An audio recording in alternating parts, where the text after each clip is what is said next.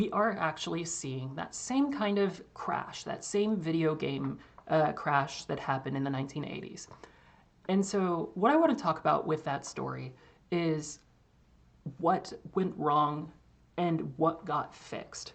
What led to the video game era that we know as today, because like most people, we've played video games and we don't really think about the infamous Atari landfill because that's such a, like, you know, transient moment of history. Like, it's not something that, was the cornerstone, that was the end. Like, we just remember the Atari landfill and gaming was gone. Of course, gaming's not gone. And so, what happened? Essentially, these analysts were basically, they were dooming Atari, they were dooming Magnavox because obviously they were in, bad financial state.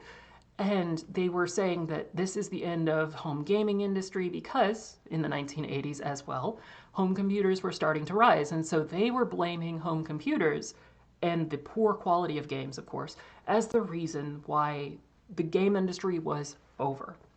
And what's interesting about that is that by 1985, there was this small, I wouldn't say small, but there was this relatively unknown game company, unless you were like frequenting the arcades, that made mostly playing cards in these arcade games, and that was their entire business. And they were based out of Japan, and they re-envisioned how to approach the gaming industry. And what they thought was, we need to think about how American consumers currently see this industry. And they see it basically as them getting screwed, like they're getting ripped off, like they're not getting a good entertainment experience. And so what they did is they set up a quality bar where you had to, as a game publisher, you had to meet this quality bar before they would license your game to run on their console. Because what was happening with Atari is anybody was just hucking games and there was no quality bar at all. And so ultimately, Nintendo released the what was the Famicom in Japan as the Nintendo Entertainment System in the US. And they stylized it like a VCR so that people would more associate the common elements of home entertainment systems for like watching movies and things that they already had like strong quality experiences wrapped around.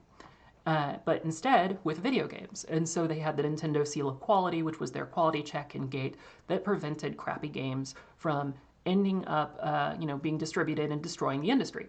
And of course, history was made with that. The NES is a cornerstone of video game history. Nobody has like seriously bad things to say about that moment in time, except maybe having to blow into the cart too many times because the game didn't want to start. But outside of that, like it was a watershed moment for the industry. It changed how things were done.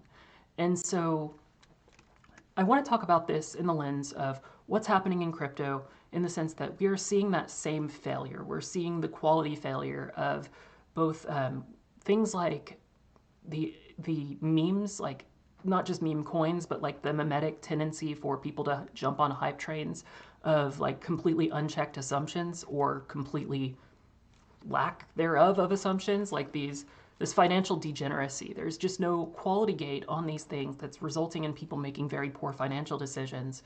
And ultimately, like it's burning people and it's making people feel like crypto is a scam and that there's nothing good in it. And that comes entirely from the fact that we have a lack of quality enforcement. So I wanted to talk about that because this was the problem that Nintendo solved that was unique and what positioned them to be so different.